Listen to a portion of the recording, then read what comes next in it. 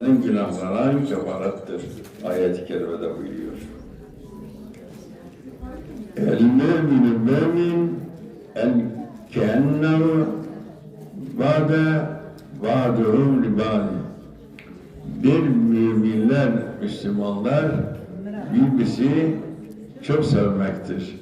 Müslümanı sevmesi lazım. Bu duvar gibi olması lazım. Bu hadis-i şerifte Resulullah sallallahu aleyhi ve sellem buyuruyor. Duvar gibi bir duvarı yıktığın zaman kökü yıkılır. Tek tek o tuğlalar çıkmaz.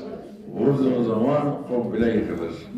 Onun için siz de duvar gibi olun. Evinde insan duvar gibi olmamış. Nerede Müslümanlar işte duvar olacak? Her git evlere ki harp meydanıdır. Oğlu bir taraf, kız bir taraf, baba bir taraf, ana bir taraf, sanki harbe girmişler. Bunlar hiç ölümü hatırlamıyorlar.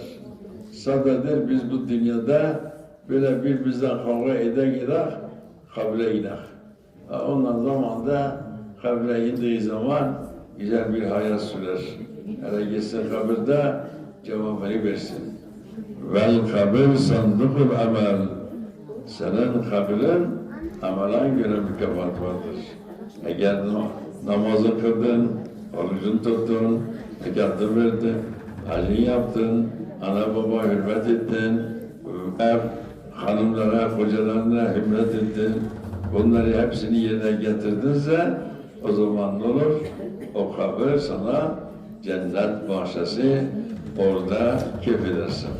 Ama bunları yerine getirmeden kabir olur cehennem çukuru. Allah-u Teala Hazretleri